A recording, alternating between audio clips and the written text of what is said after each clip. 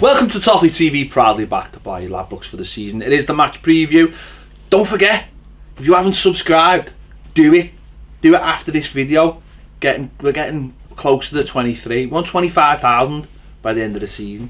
Click the bell for alerts. And if you haven't joined us on Patreon yet, why haven't you? You should have. Anyway, let's get going. It's Crystal Palace at home. It is. We deserve a victory. We deserve a heavy victory. We deserve to win. Well, nothing we deserve to win a game, but we deserve a performance. We deserve a win on Saturday after that shower last week. Yeah, really, we do. Yeah, and this is a tough game for us. Well, they've only lost. I don't think we've beat them at home, have we, since they come back up? Don't think so. Yeah, we've beat them away a few times. They've only lost 2 in 10 games, haven't they? I think. A lot of draws. I think they were beaten by Arsenal. They did get spanked at Arsenal. Yeah, well, you know. Hey, and I think this is always a game where we've always approached thinking, oh, we'll get something out of this, and it failed massively. You know, the 3-2 when we were on the really good run, trying to get 4th place, threw it away that game. Then the 3-2 the year later. Yeah, 1-1 last year, wasn't it? Lukaku and free kick. So they've always showed their best against us. Let's just say tough side. The tough side. They're one of those teams that you look at them and you think they're physically strong. Yeah. They've got some good players. Why are they down near the bottom? Do you know what I mean? That's what I think, because they haven't had a season where they're like top 10, have they, where they're pushing on. Not really, no. And when you look at some of the players, they've got the makeup of a good side, but they don't seem to ever be able to put the pieces together. I think one of the big problems for Palace is, and I'm sure if there's any Palace fans watching, they can tell me otherwise, but I always think they stray away from what they're good at. I always think they bring people in, and obviously they brought the board in the beginning of this season. I think they always bring people in to try and go away from what their identity is of a club. And when I think of Palace, I think of strong, fast individuals not all individuals. Like they have a team essence that backs up maybe a couple of individual players. And I think managers have come in the past, Pardew, De Boer, and they've tried to change that, and then it sort of then they have to go back to what it is, and because they're in half the time they're in trouble, it's not always great. Whereas I think if someone went in and just actually embraced what Crystal Palace are, then I think they'd get more joy. Well, I mean, last season, Sam went in there and sorted them out, didn't he? He kept them up. They had some good wins. They got on a good run, and I think they were doing kind of what you're saying there. They were built. He sorted the defence out, and then there couple of individuals. There's a Haas and people. Benteke done very well. They're still the last. They were the last team to beat Liverpool at Anfield, weren't they? In the league and stuff like that, going back to April. So I think they probably still are the last team. Liverpool haven't lost their league home game, have they? So they are still the last team to beat Liverpool in the Premier League. So that's the kind of team that they've got. Like you said, they've got good players. Obviously, a big miss this week will be Zaha. He's out for a month, so great for us, because he's a top. He's looking like a top player now, isn't he? But it'll be a tough one. It always is against it, because they are physical and they're fast, and we haven't got a great record against them. And it's ironically, we're much better down there than we are at home against them. So it's a case of us needing to step up. We owe our fans a performance after that last week, that debacle last week at Arsenal, and hopefully we'll be able to get it. I think it's, I think Allardyce has touched on his press conference. It's home games. We've done okay in the home games, largely in the last year or so, and it's just about continuing that. Palace for an hour, we were certainly 40 minutes of the hour, we played really well and we created chances. It's just about keeping that going, isn't it? Leicester, sorry. The last game, yeah. Trying to think back to the Palace game then. Leicester, we thought we did, but we did really well for most of the game. In the last 10 minutes we were alright as well. So it's just it will be about creating chances and hoping that little extra bit of quality that I think we've got rises to the top again. But again, it comes down to what team he selects, what he goes with, how he sets us up. Because for me, I mean, we've spoke about this to death. That's our biggest problem, is just it's continuity. It's getting us set up. It's approaching games trying to win them. Or if you're not approaching games to try, and you are trying to stop teams, it's how you stop teams. I think that's what we got wrong really badly at Arsenal, is how we approach that. 5 at the back, it just doesn't suit us if you look at the results. Well, even especially with the players you had out there, if you would have had James Coleman, but that's the most important thing. James Coleman and Leighton Baines as your wing backs, immediately it makes it better than what John Joe Kenny seems like a more traditional right back. Cuca Martinez seemed like a more traditional sub. So it's he does. It's that it's that kind of thing, isn't it? It's that the way we went to Arsenal. But I think against Leicester, I think the team that he picked against Leicester is probably there or about one of our best. I mean, I think Mangala will play. I do. I think he'll play off the left. It's to be partners. So again, the defence is going to get changed again. I think Jagielka's probably our best defender, but I don't know whether he's fully fit. I think he is. I think he was feeling it after Leicester, but he's fit again now. But it's whether does he go for Williams, does he go for Jagielka, does Michael Keane come back in? So it's there's going to be a change. You want a leader in there, don't you? That's why I think I'll play Jagielka personally with Mangala. Yeah. And then obviously Seamus is fit again, so I think he'll come back into the set. So already we're talking two changes in that back four immediately to what started at the weekend. In midfield, I think Schneiderlin will go out. I think Rooney and Sigurdsson will come back in, and I don't think Niasse will start. So it could be Dominic, it could be Tossen. So already we're talking again going, we need this continuity, but I'm saying there'll be 4 or 5 changes again. Yeah, but rightly so though. Oh, rightly so, but what I'm saying to you is we're not going to really get any consistency if we keep changing this team. No, but I think what you've got to do is you've got to have a starting base, and your starting base has got to be a good side. The Arsenal side wasn't a good side, so this is the game that you use for that consistency.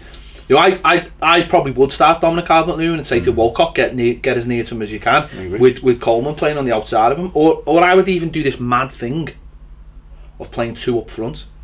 I would. Yeah. Well, you see, I think the thing is, I mean, this will go probably against the team I've picked in the starting 11, so check that video out. But you could play, like I've said before, Dominic Calvert-Lewin off the left with Tosun down the middle, because Dom does work hard. He gives you that hard work, but he can join in as well, and we can almost shift round to a 4-4-2, but then comfortably drop back into a 4-3-3, because it only needs to become a 4-3-3 when you're defending. When you're attacking, 4-4-2, it should be like 3-2-5 really. When you're attacking, that's what it should be ideally. But he can do that job for us, and then we can shift over. Sigurdsson can shift across, and Dom can go off the left or go a bit central with Tosun, and we can get balls in that way. And I think because our biggest strength against these will be putting them under pressure. Because I think if we go and try to sit back and go, I don't know why we would against Palace.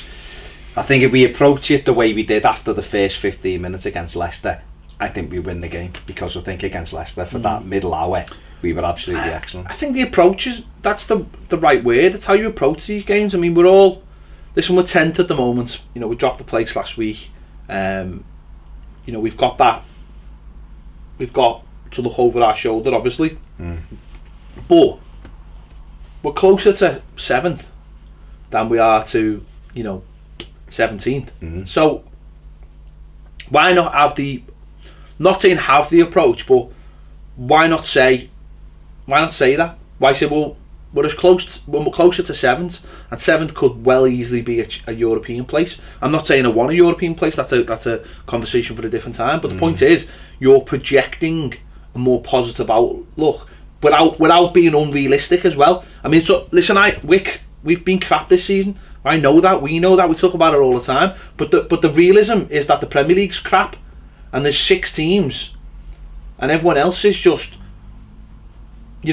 musical chairs at the moment. We're all just moving around, and you look at the teams above us and you think, well, you know what, Leicester, no Mahrez again this weekend. Burnley, you've got to play them. They're drawing a lot of games, and you think, well, you put a decent run together now with the teams we've got left.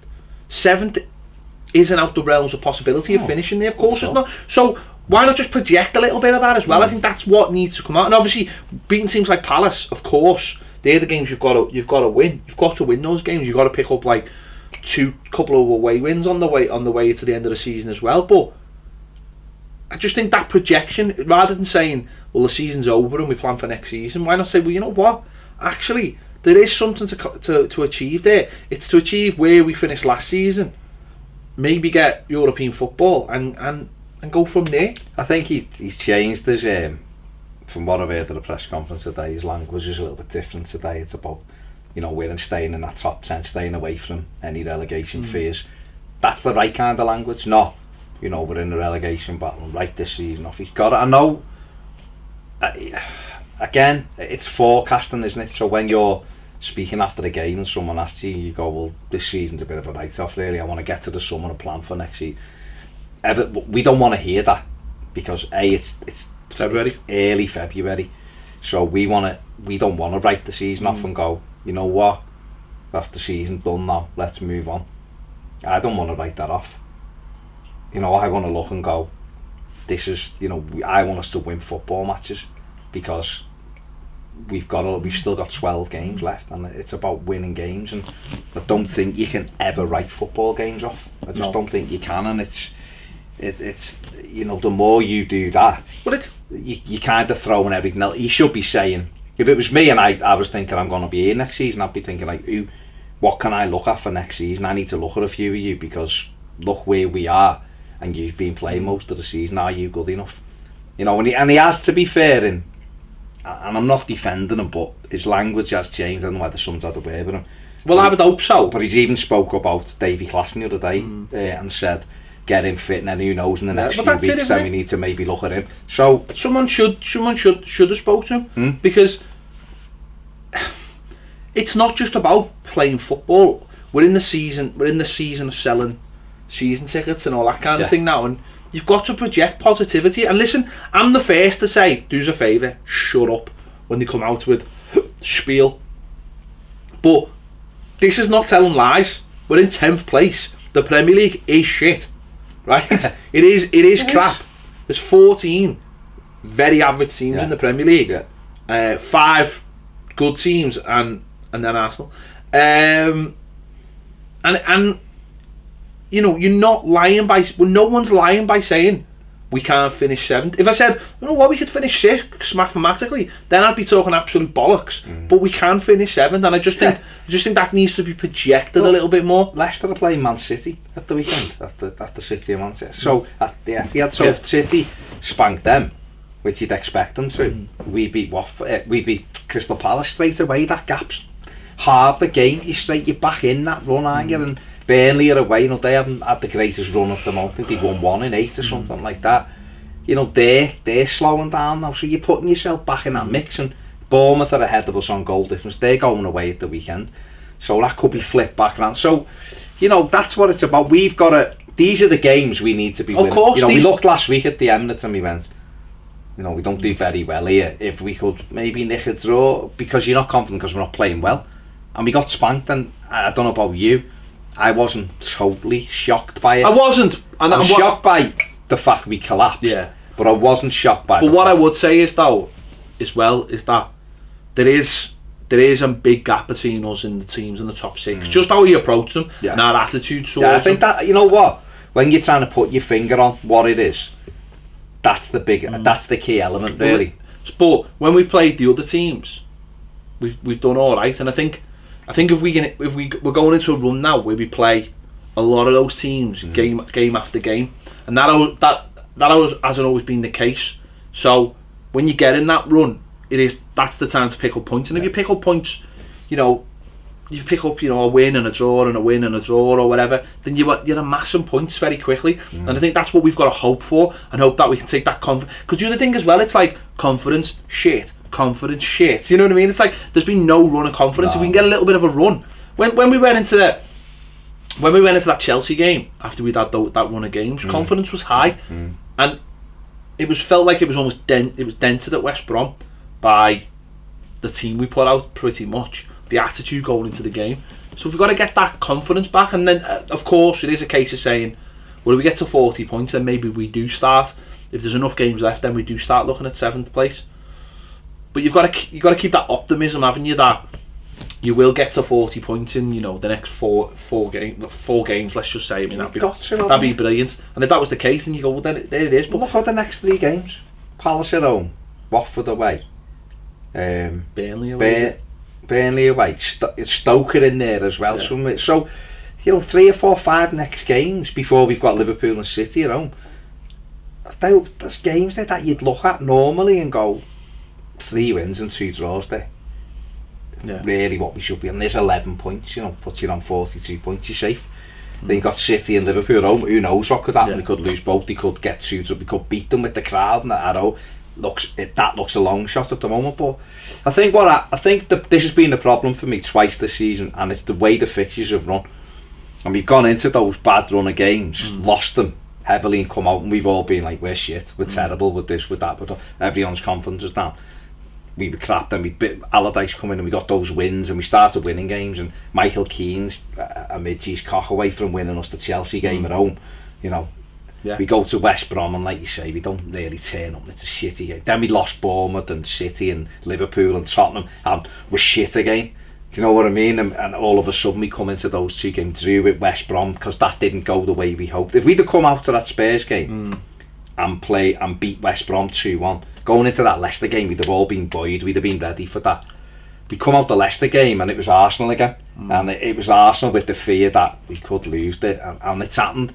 But like you just said, when you look at us against the other teams, we're actually not that shit. We're not great by any stretch, but we're the same as them, so there's no reason why we can't win 3 or 4 of those games. So you're right, it's about getting that confidence. We can beat Palace at the weekend. We then go to Watford thinking we can beat it, although it's a tough game and they're just starting to look as though they're coming out the other side of their bad run. It's a game we can win or certainly not lose. And that's all we can do. We can win the home game, get a point away. Win the home game, get a point away. You're right, at some stage we've got to go away and actually win a couple of games. But it's not like we're terrible and we're 19th and we need to win 5 games just to stay in touch. We win at the weekend. You're putting that distance between everybody, and that's what we have to do. Yeah, it's getting that comfort zone, isn't it? It's get that comfort zone just in yourself, just in, players feel that nervousness when they go to match. They'll feel it from the fans, and if that nervousness isn't there, then I think we've got the kind of players who will more likely be able to express themselves when that nervousness isn't there. When there's a game, if it's a game of footy and there's not, without sounding silly, but if there's nothing riding on getting beat, there's more likely an Everton team will turn up and win. And that's not a good attitude to have, but at the same time that's realistically where we are. Whereas if there's an Everton game where you've got to win it, there's more likely an Everton team will lose it, because that's where we are. But we expect us to lose pivotal games as fans, I think, because they've done it that many times. But I think at the weekend, like they were against Leicester, I think the fans need to be with the team, and because when they were with the team against Leicester, we looked like we could run away with it. And that's what we hope for. Another thing that we need, as you said earlier, it's about how we start the game as well. Get going on the right foot. Palace will come and they'll be like, Palace are almost like, they strike me as one of those teams where it's get out there, get at them, have a go at them, and see what happens. They're in it together. I think we've got, unfortunately, a few more egos than that at our club. That it doesn't necessarily happen like that. Yeah. Whereas they're like, when you think about their start of the season, didn't score a goal for 7 games or something, did they? Yeah. So they've come from miles away and done really, really well. So they've got that. They've got that spirit and that belief that what they're doing is right. They'll win some games, they'll lose other games. But as long as they're in it together, I think that's the main thing. We don't seem to have that at our club. We don't seem to have that mentality, and this is where it goes back to, I think, about getting a way of playing that you believe in and you stick to, and you will take that into every game. And you won't win every game because you won't have the quality, but on any given day you could beat that team because you're playing a way of I think Bournemouth is a really interesting model in terms of this, in terms of a team. No matter what anyone thinks about the way they play, they're a team who believe in the way they play and stick to it. And yes, it will get them a 4-0 defeat at home to Liverpool, but then it'll get them a 3-0 win against Chelsea. And I suppose for them it's like layering, isn't it? Every season bringing in better players and just sticking to those ways. As long as you bring in better players and you keep on playing the way you believe, they'll become a better team. And that's all I want at Everton. I want a system of play that everyone believes in, and all you do is you just keep trying to get better. So you want Eddie Howe? I'm not saying I want Eddie Howe, but actually I'm a lot more round to the idea of having someone like Eddie Howe than Paulo Fonseca. Well, I don't know what Paulo Fonseca is. No, I'm saying. What I'm saying is, you're more likely to want him than. I want, because I don't know everyone's screaming the Martinez thing, but it's not that. It's about getting away of you believe you should play and sticking to it, and that's what I'm saying with Palace. I think they've gone back to the style of play that they can play, and everyone believes in it, and it'll get you results. And obviously it won't get you results because that's the quality. That's the difference in quality. But this goes back to us. We chop and change systems and players all the time. So what is that true identity? Because we haven't got it. Exactly. So you go into a game like Leicester, and you Tim, you can't say you play a Leicester game, right? You play a style with a certain amount of players in the positions, and then you go to Arsenal and you rip it up completely. Everything, the system, the players, everything you rip up, and you go, we were fucking shit, and you go, well, hang on, who was shit?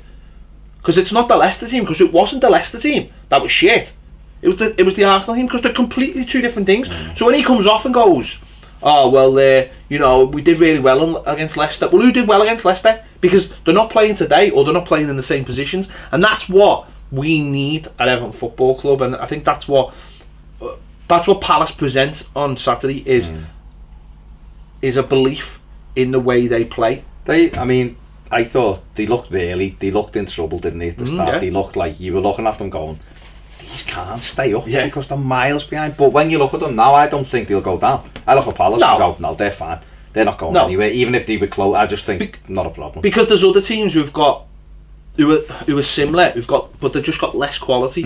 And I think Palace and grind is. But this is what I think is really interesting about. You look at someone like Swansea now, right? I think what their manager has done, their new manager's done, is basically just introduced the style that they are used to and has gone back to it. It's like why Leicester went from being the champions, the terrible, to being okay again. It's because someone tried to change something that wasn't broken, or just identified what needed fixing and went back and fixed it. It's why Chelsea went from being champions to shit to champions to back to being a little bit dodgy. Because it's like, why do people keep on changing things? Go back to what works for your club. It's weird the way it doesn't matter what players it is. You just seem to, some clubs can just have an identity that just runs through them, that is maybe just expected from the fans and therefore expected by the owners. Then that filters down, and I think that's what always gets clubs out of trouble. I think is that managers just come in and go, I know what works. I know what works at this club. I've recognised it. And I just think that's our biggest problem at the moment. It's just that identity, and because we do chop and change so much, it gives us mad different results. It doesn't. There's no consistency in our results because there's no consistency in our team and no consistency in our form. So of course the results. What's been our best patch this season, whether you liked it or not, is when Allardyce came in and just stuck to the same team, doing the same things every game, and that consistency got us consistent results. It's not rocket science, is it? So I think that's all that Hodgson's introduced to Palace, to be honest. He's just gone, look at these players. I know what works for these players. I know what worked last season for these players. The board tried to rip that up by trying to change things too quickly, and let's go back to it. And he's done it, and it's working. And they've done well. To be not adrift the way they were, they basically give almost a third of the season, or certainly a quarter of the season up, didn't they? Yeah. They've done the first quarter. They may as well have written off. So you're right. So it'll be a tough game. It's a game we can win, and it's a game we have to win. But it'll be a tough one. It's not going to be a walkover by any stretch. Win it, and we'll get to 34 points, and you start looking up. Then you start thinking, well, we need a couple more wins, and safety's pretty much guaranteed. And you start looking at up the table and try and finish 8th. 8th, 7th, whatever.